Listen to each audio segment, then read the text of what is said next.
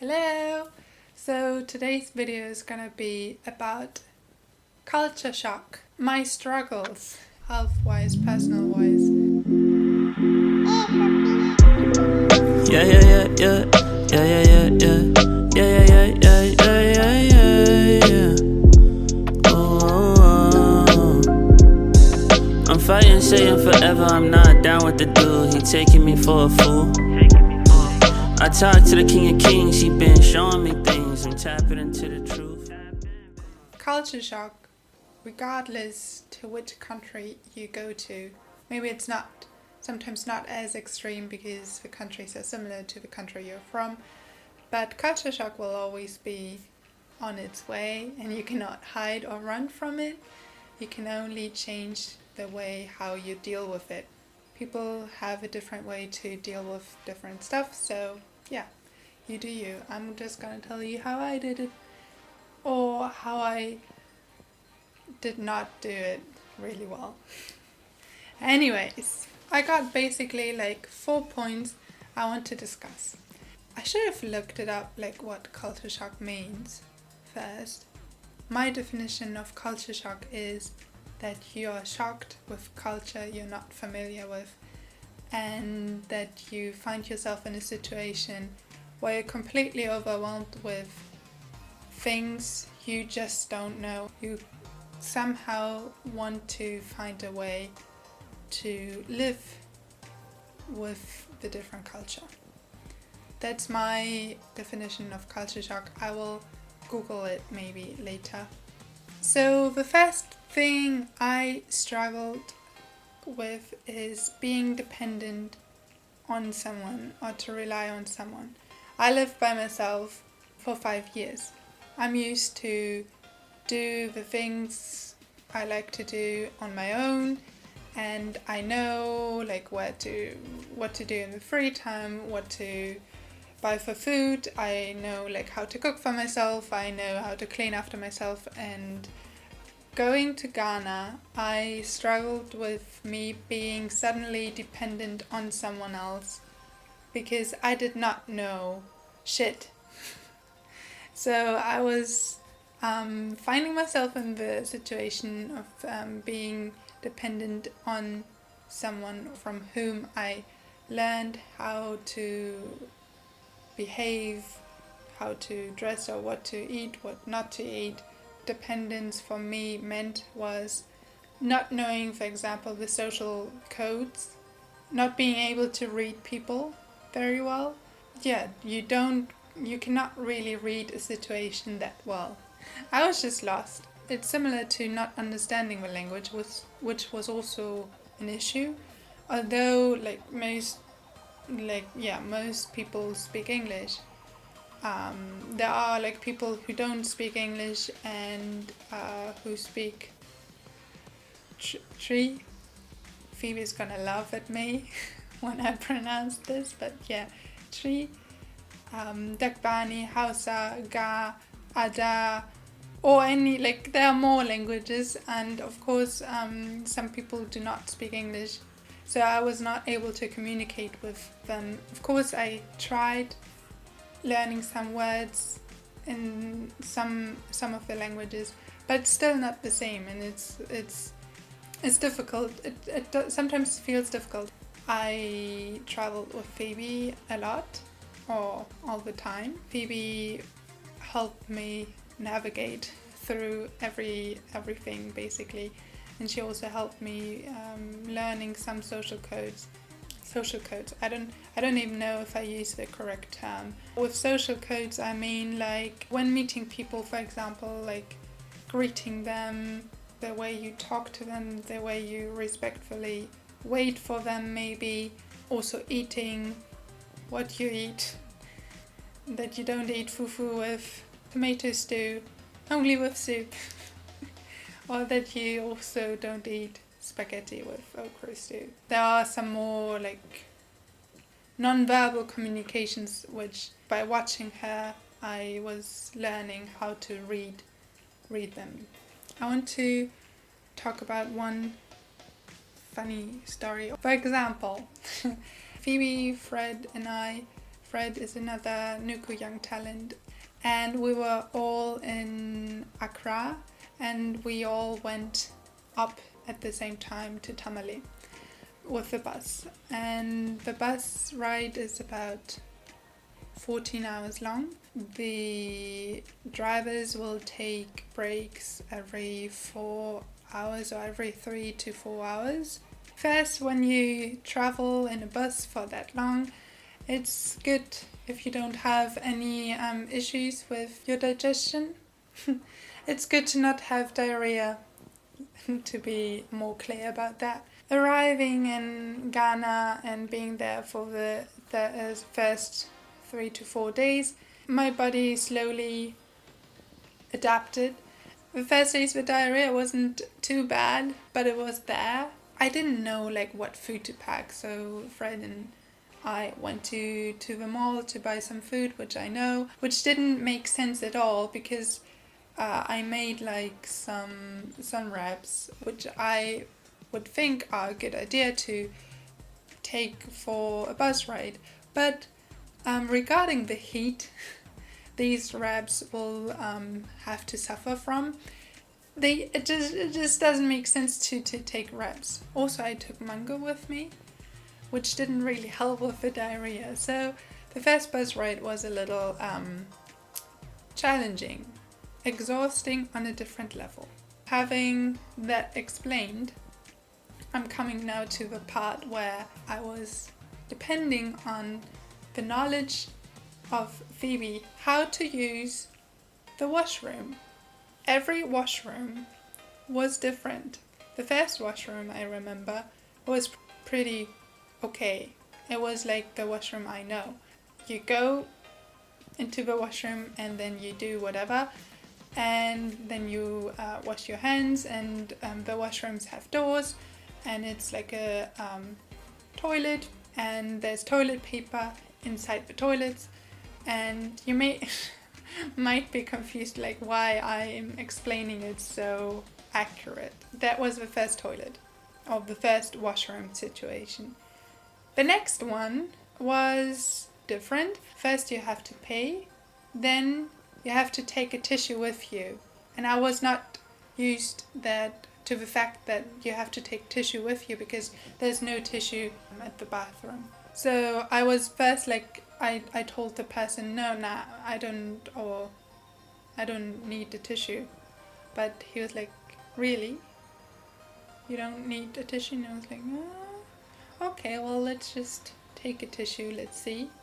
Then you had like two options, to either go to the toilets with a solid door, or to go to the washroom, which I never stepped foot into the washroom there. It was in Kumasi, but I think it's just like where more people go into and just pee and then pee next to each other. But yeah, I always took the toilet with the door. The next stop was again challenging, because I saw, well, you again have to pay, and then I just saw like men, women, and you go behind basically a concrete wall, and you don't really know like what you will expect after these concrete wall. And in front of the washroom there were several butas, like these little thingies where you can fill water, where you usually look like, I know them from watering plants. These are often used to perform ablution before the prayers. These butas were in front of the washrooms. I didn't know if I should take one or not. Some of them took them, some of them didn't. I didn't know if like they were used for washing the hands afterwards, but for that there was another tank, little small tank with soap next to the washrooms. So I didn't know. And I noticed that like a lot of women entered the washroom, and so I was guessing, okay, you'll be squatting next to each other. But concerning my diarrhea, I was concerned that I need to use the toilet instead of just the washroom. So I was conflicted. I think Phoebe noticed that, so she waited for me till there were less people, and so I went in the concrete or behind the concrete wall by myself, and Phoebe was standing outside waiting for me. And I was right, you just squat down and then you pee, and then sometimes you use the buta for rinsing the pee, and sometimes you just don't, and then you wash your hands. And later I found out they actually had toilets next to the washroom. I just haven't noticed them before, but I've noticed them because we've been taking the trip from Tamale to Accra multiple times, and the driver usually stops at the same stops, and so you get familiar with the washroom situation, which was in the end really cool because I was very comfortable in just walking to the washroom and being prepared mentally, and also taking my tissues with me or taking the disinfection with me or whatever. I knew what I was stepping into. But the first trip from Accra to Tamale was adventurous. Later I realized there's no shame in just asking Phoebe how to use the goddamn washroom. For me it was hard to always ask for such small things, but if you're not sure, just goddamn ask. Because the people are happy to help, and they sometimes don't know what you're struggling with. Number 2 is being called white. Okay, let me explain that. Although you don't speak the local languages, you will be pretty sure know the word for a white person in multiple languages, because depending on where you are, you'll be called being a white person in public. Random people will come up to you and just ask hello Saminga, how are you? Or hello Abroni, how are you? Most of the times it's kids screaming or shouting at you, Saminga or Abroni. It made me feel uncomfortable because I was drawing attention everywhere I went. I mean, in Accra it wasn't a thing. It was more a thing in the other communities and in Tamale. I didn't like to draw attention to me because, I just wanted to fit in, basically. And I know, being called Abroni Saminga, it didn't mean anything bad, or they didn't say it out of bad intentions. It just was an excitement for seeing a white person, and it was being curious and wanting to know or wanting to talk to a white person. It still made me feel very uncomfortable, and I'm very curious how other people are feeling about it, because I actually haven't talked about it with other white people that much. Especially in the beginning, it really was, sometimes it was too much. I was not, I really did not enjoy it, because I knew okay, I'm white, and as a white person I already stand out. Being on top of that, being called a white person from random people was emphasizing on the fact I'm a white person, I'm different, I don't really belong here. So I always felt I'm just a guest. I'm a guest, I'm gonna leave soon. But actually I was planning to stay a little longer and to actually live there and not just visit. And it's funny because I think after 2 months at New Year's, I had a realization that actually I could also change something about it, because I can also stop thinking about that I'm different, but rather think, okay, we're all human beings, and I actually can belong here because of that fact that we're all human beings, and that it's not just about looking different, or you can still belong. And I realized as soon as I changed my own mindset, I was having less trouble being called a white person. That helped a lot. So although I was not able to change the fact that I was shouted and screamed at, I was able to change my own mindset, which was very helpful. And in the end, I even celebrated my choir of kids, which always welcomed me when coming home. And one funny story I can tell is I made a baby cry because the baby apparently never really has seen a white person from up close, and the baby was really, really just crying and afraid of me. The third struggle, health issues, how my body struggled. First thing I can say is always peel, boil, cook or whatever. I always forget the third one. But this shit is real. Don't eat food which you cannot peel or boil or wash properly. Just don't eat it. Forget about it. Just forget. It's just so much easier if you are really careful with it. I know that after a month I was like, my body is strong. Like I can deal with street food and all that. Like, I don't need to worry about it. 2 days after after I told Phoebe, I think I do have a strong body, I really got sick. And I got typhoid. It's not the typhoid you get a vaccine for, because I've got the vaccine, but you can still be affected, apparently. And because it's a different typhoid. And I probably got it because I ate lettuce, which was not really properly washed, or I ate some food which wasn't heated that much before or that well. I got a fever.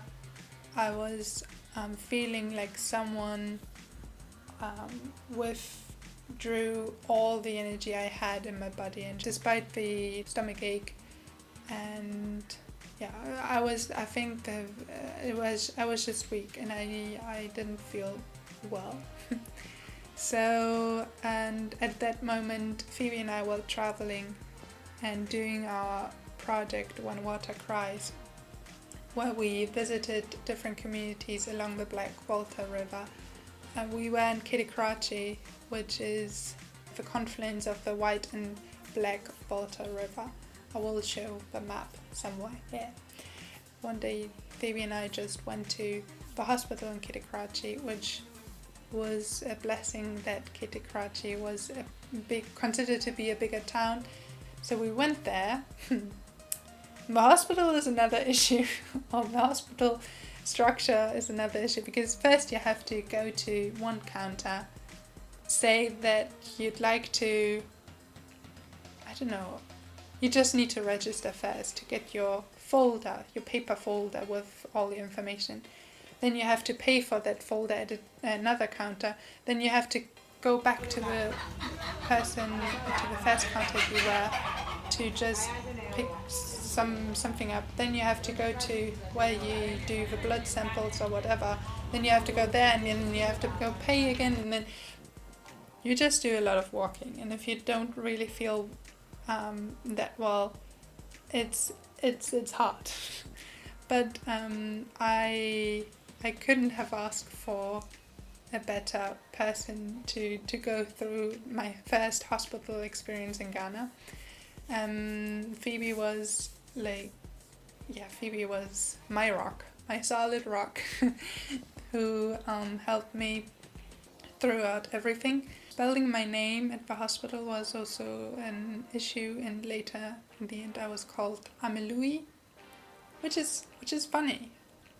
Yeah. It's my new nickname.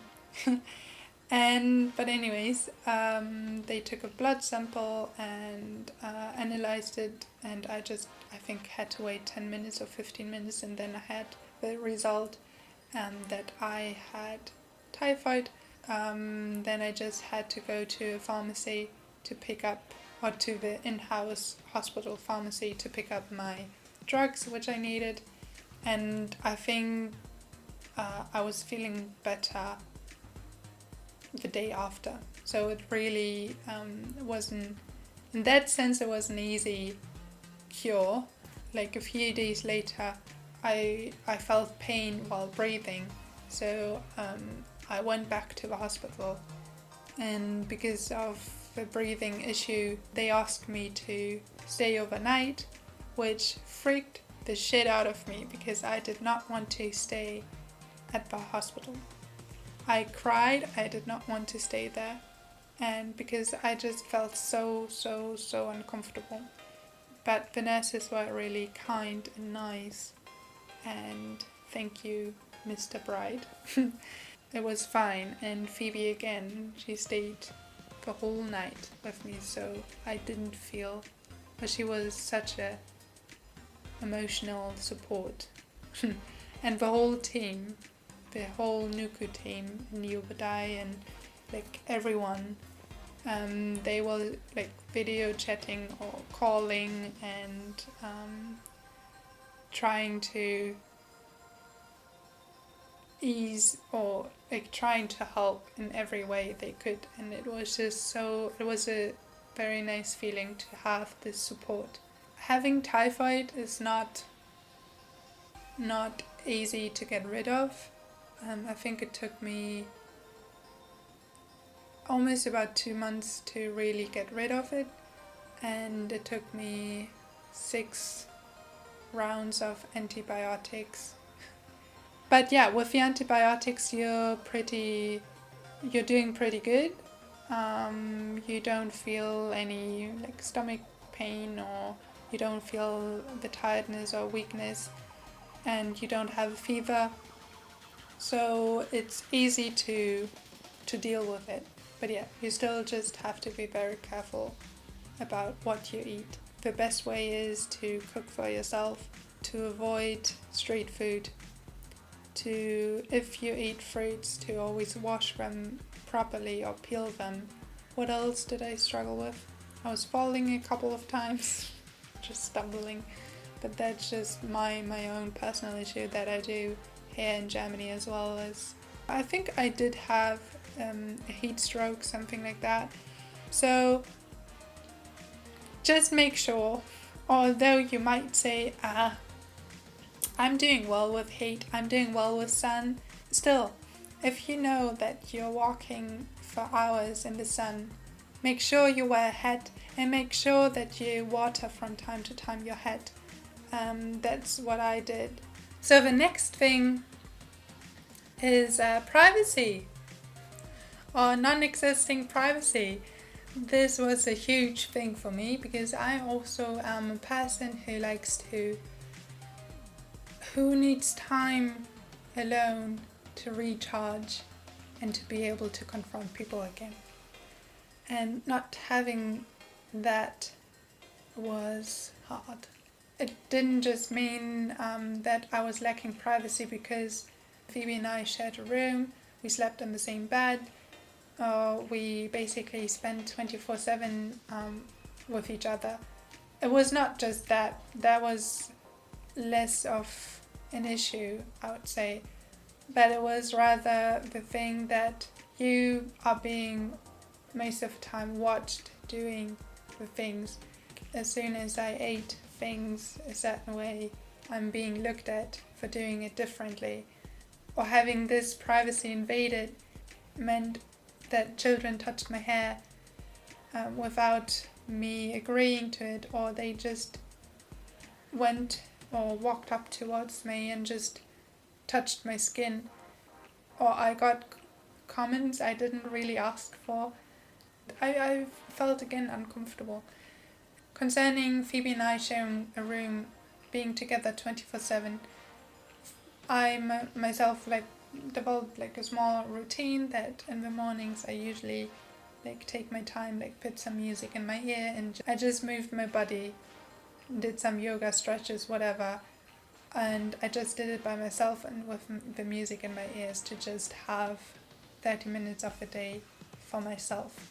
If I needed more time, I just took my books and wrote everything down.